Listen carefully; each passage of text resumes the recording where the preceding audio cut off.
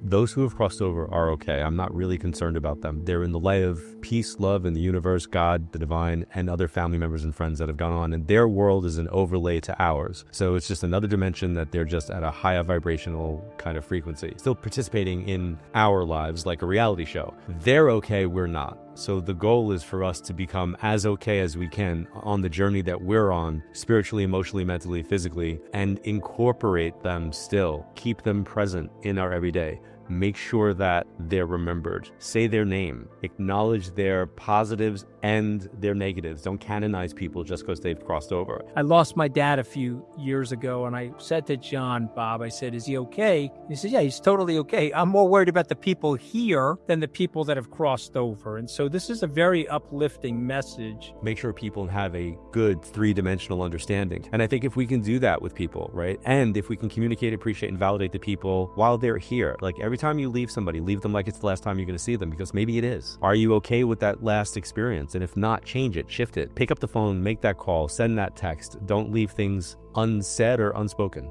Welcome to Open Book. I am your host, Anthony Scaramucci. Joining us now is a very dear friend of mine and a dear friend of his. Okay, so this is John Edward, the internationally acclaimed psychic medium, and Robert Hilland, who's a former FBI special agent. Title of the book, which is now a New York Times bestseller, international bestseller, Chasing Evil, Shocking Crimes, Supernatural Forces, and an FBI's agent's search for hope and justice. So first of all, the book is absolutely amazing. It reads in so many ways like a crime thriller. There's so many interesting stories in the book, and there's so many different things that you guys do to solve these crimes. But guys, let's just start right there. Let's start about your relationship, because John Edward, who is a very close friend of mine, told me that you weren't buying it, Bob Hilland. You were not buying the John Edward that I know, which has this extra natural sense for picking up things. So can we start there, Bob? Tell us a little bit about that. Yeah, I mean, I think you nailed it. I heard him on the radio. Back then, it was a radio station in New York City. It was very popular. He came on, would do what he does and take calls from people and claim that he had the ability to connect with their past loved ones. And I thought it was silliness. I thought it was ridiculous. And I would change the radio station.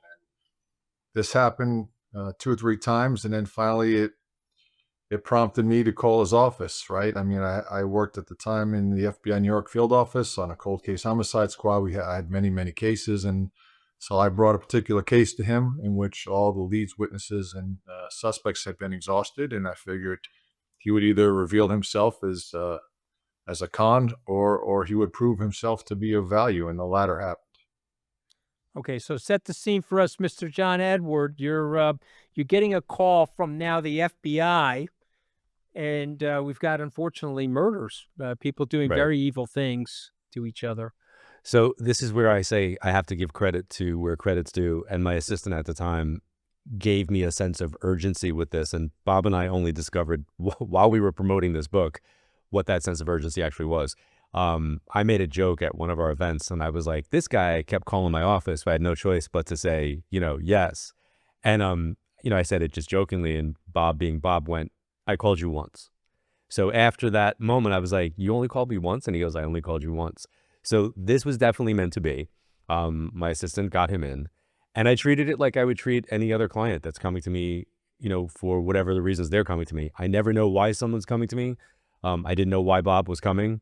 He came with a police officer adjacent to a case that he, was coming to me with. And I did my thing. He brought me evidence bags that were connected to the case. There's something called psychometry that when I work with somebody, I can hold on to like an object of theirs and pick up energy from those objects. And sometimes I use it as a tool to connect with my client. In this case, I was using it as a tool to connect with the case. Okay, so Bob, I got to ask you, I've been dying to ask you this since I finished the book. It's 1998. You're shutting off the radio, Bob. Right. John Edwards is coming on. Click, the radio goes off. Yeah. What catalyzes you, sir, to show up with the evidence bag? Well, to be honest, it bothered me, right? My initial impression was he was taking advantage of people who were going through the grieving process. And I had a visceral response to it. And, I I had to figure this out myself. So I was prompted by my own curiosity, partly. And like I said, he was either going to reveal himself or he was going to be of value. And that was the premise by which I met him. I didn't know what to expect. And that day profoundly changed the trajectory of my career and potentially my life. Okay, but John said something to you that I'm going to say to you about John. He said that your relationship with him was meant to be. Did you just not say that? I did. And I believe my relationship with John was also meant to be. I believe that someone from the other side, Yeah. I'm getting goosebumps now as I say this, put me in touch with John. And John and I reached out to each other through direct messaging, I think on X or Twitter. And then we ended up having dinner and then we realized, wait a minute, wow, we grew up very similarly. We're way more in common spiritually than you would first think in the first glance. Right. And do you feel that way now, sir, as well?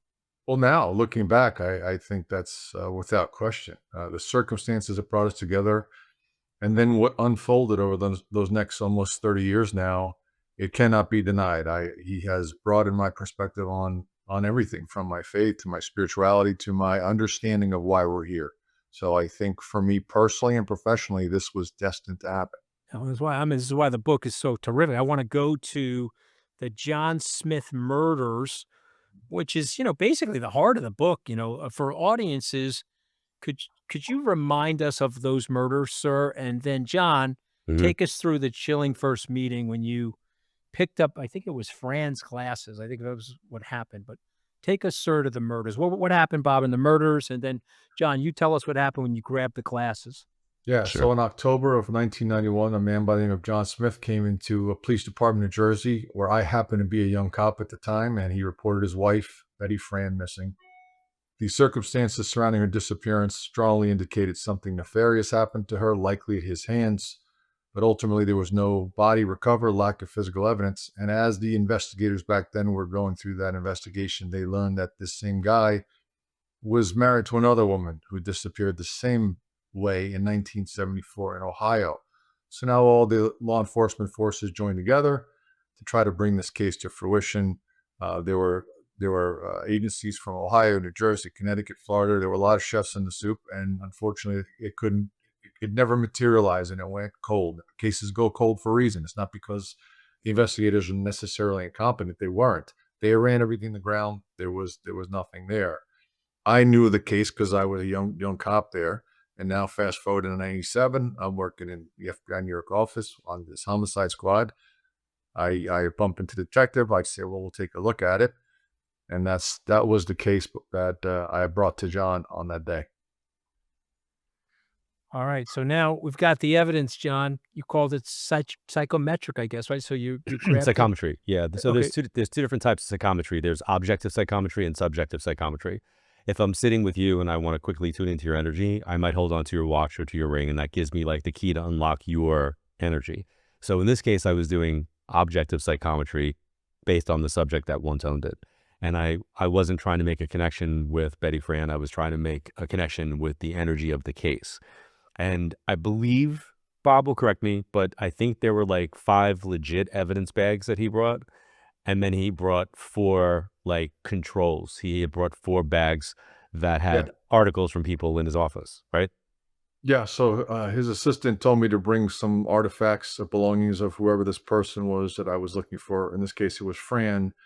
So that day, I went around my office to 4 different women. I asked, hey, Susie, can I borrow your necklace? Sally. So I got 4 control items, and I put them among the items that he read that day. And then when I, started doing my thing, when I picked up, whether it would be Fran's glasses, whatever, I started to connect with the energy of what was going on. And just like if I was working with you or anybody else for a regular reading, whatever I see, hear, and feel, I start to describe. But in this case, I knew he was coming to me for something that had a criminal, backdrop. So that was the bias that I kind of brought to it. So I was giving him whatever it was that I was seeing, hearing, and feeling. Subsequently, he said, I've heard you on the radio. If I put you on the phone with the victim's family, is that going to be helpful? It could be. Sure, let's try. So he put me on the phone with Fran's daughter. And I did not get anything from Fran's daughter. And in hindsight, I think it's because I already had the bias now of the information that was in front of me.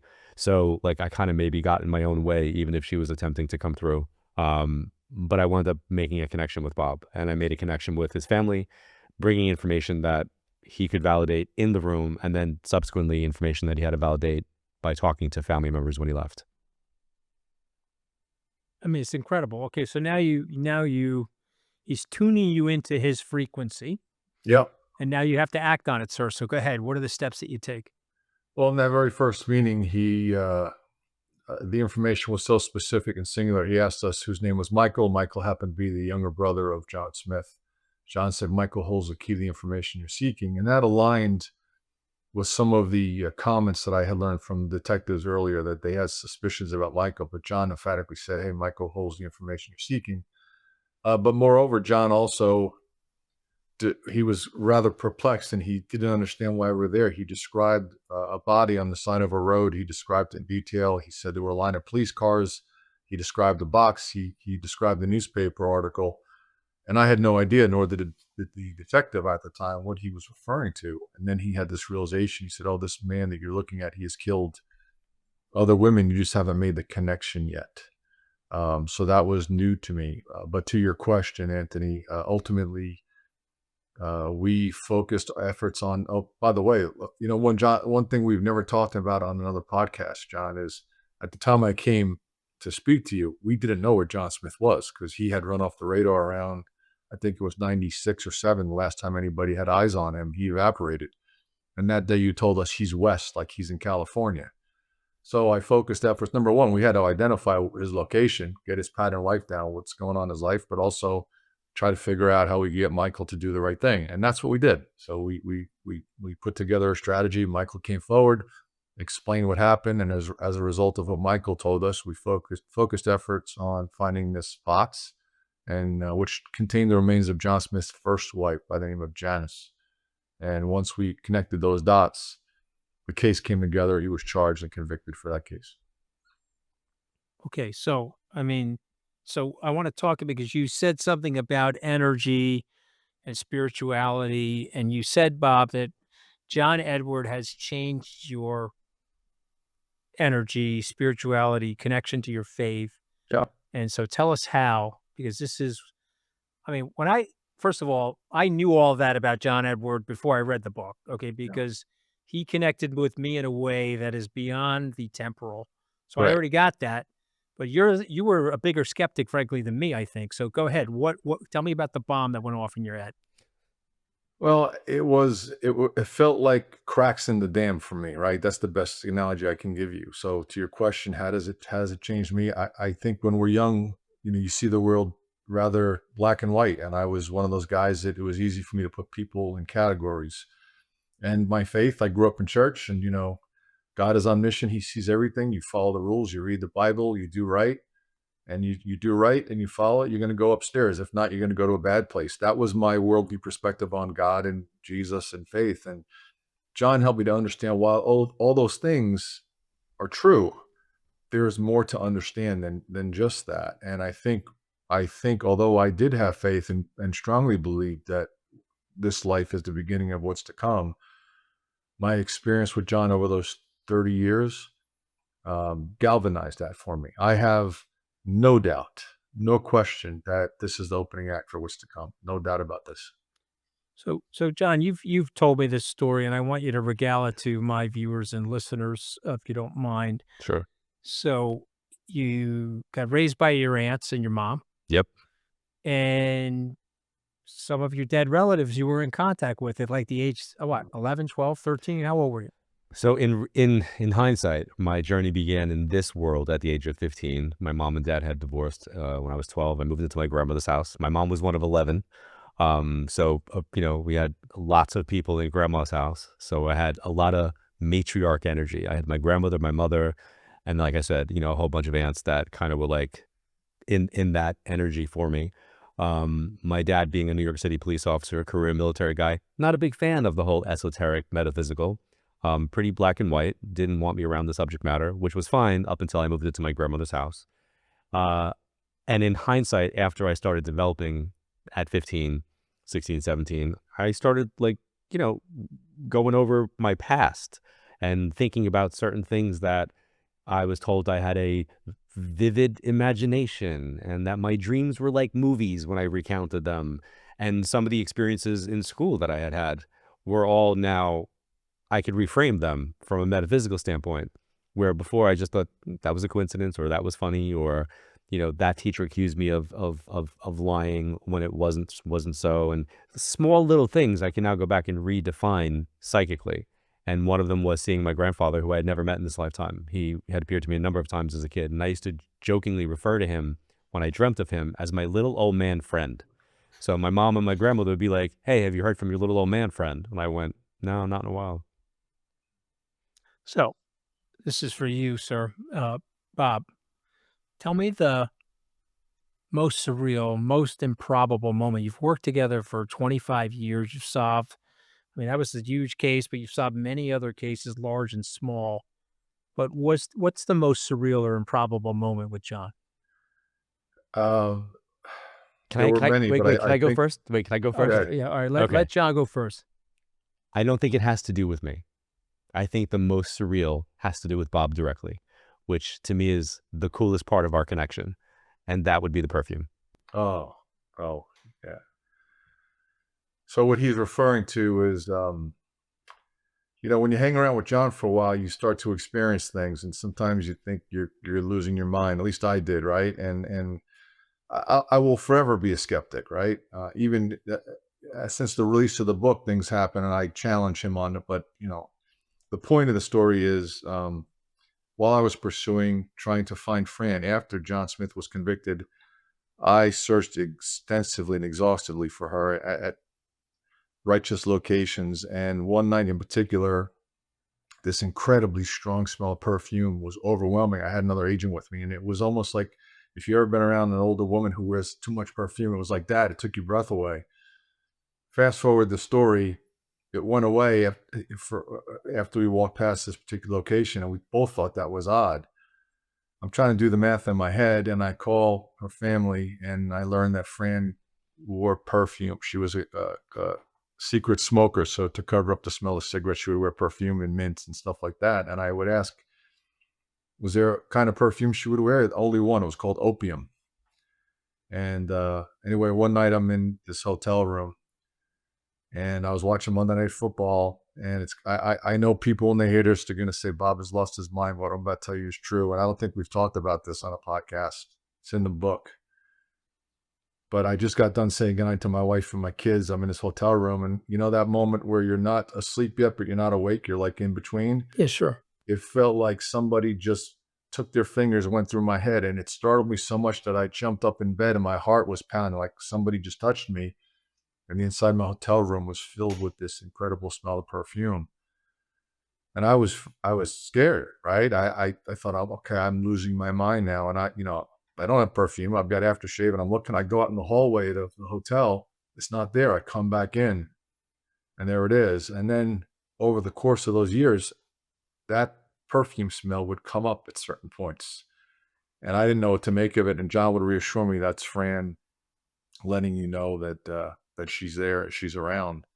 But the other point I would make to your question, for me, one of the most surreal moments was the case that we opened the book up with this missing boy, this little 5-year-old boy.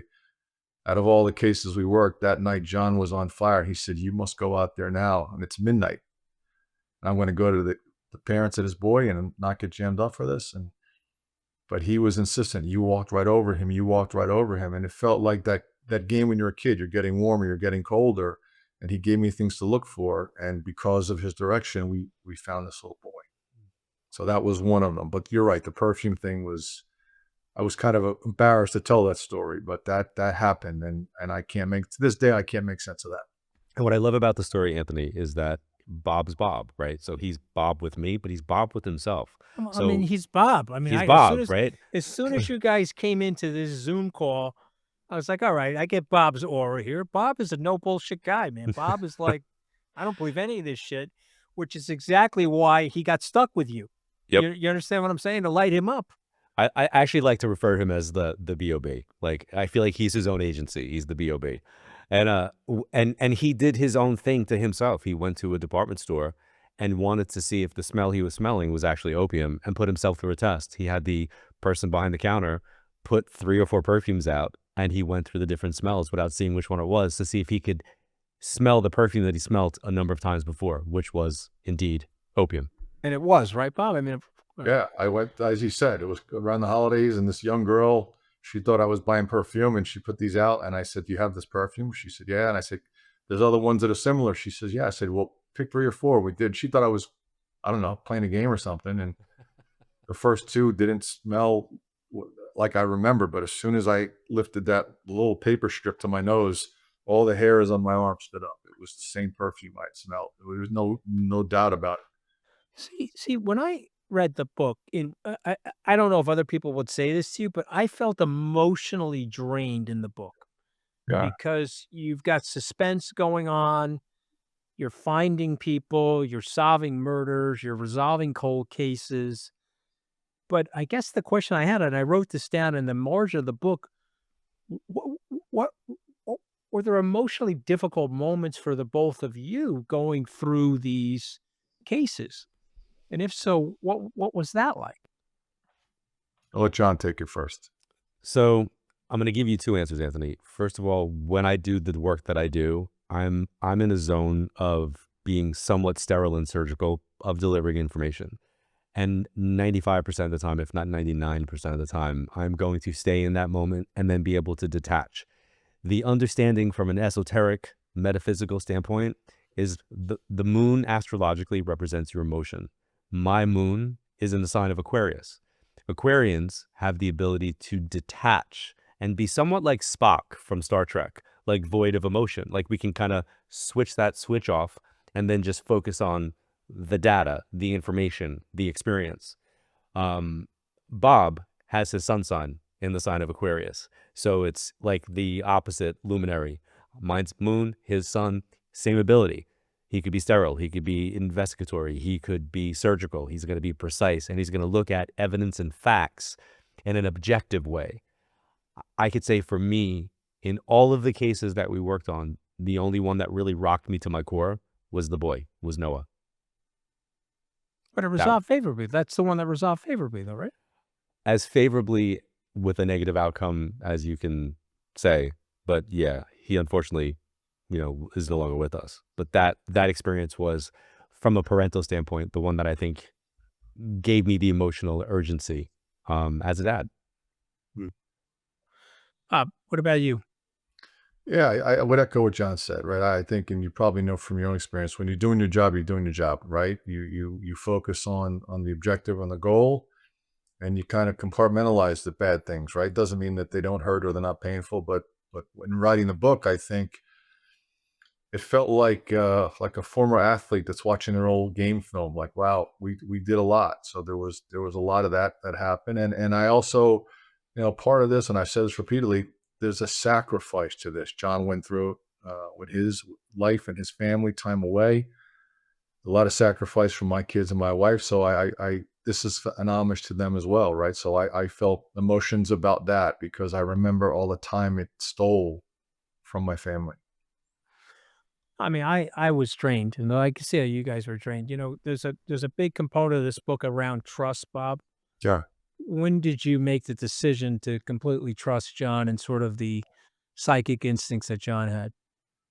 That's a great question. I can tell you that it kind of happened over time, right? I think we were both skeptical of each other in the beginning. And I'm the kind of guy, if I don't understand something, I need to go back and ask more questions. And that's what kind of forged me going back to him. But I could not deny that the things that he told me had value in these investigations. But I think for me, he was genuine. He cared honestly. He never asked for anything except anonymity. So over time, that just came about, and I trust him with my life. He's a brother to me now. He's a brother I never had. Well, I feel the same way about him, and hopefully I'll have the opportunity to build a relationship with you, Bob. But I want to ask John something not 100% related to the book, but Sure. sort of related.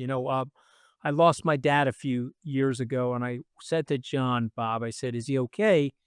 He said, "Yeah, he's totally okay. I'm more worried about the people here than the people that have crossed over." And so this is a very uplifting message that I would love to have you, if you don't mind, John, share with our viewers and listeners. Sure. In the 40 now years, this is my 40th year of doing this. The one thing I could emphatically deliver to people is that those who have crossed over are okay. I'm not really concerned about them. They're in the light of, peace, love, and the universe, God, the divine, and other family members and friends that have gone on. And their world is an overlay to ours, right? So it's just another dimension that they're just at a higher vibrational kind of frequency, still participating in our lives like a reality show. They're okay, we're not. So the goal is for us to become as okay as we can on the journey that we're on, spiritually, emotionally, mentally, physically, and incorporate them still, keep them present in our everyday, make sure that they're remembered, say their name, acknowledge their positives and their negatives. Don't canonize people just because they've transitioned and, they've crossed over. Make sure people have a good three-dimensional understanding. My kids have a good three-dimensional understanding of who my mom was when she was here. Not just the good stuff, but like all the stuff of who she is. And I think if we can do that with people, right? And if we can communicate, appreciate, and validate the people while they're here, like every time you leave somebody, leave them like it's the last time you're going to see them, because maybe it is. Are you okay with that last experience? And if not, change it, shift it, pick up the phone, make that call, send that text. Don't leave things unsaid or unspoken.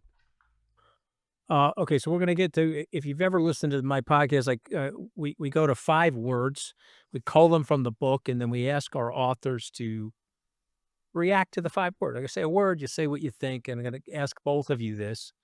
And so Bob, I'll start with you, and I'm going to ask John the same word. When I say the word justice, you think of what, sir?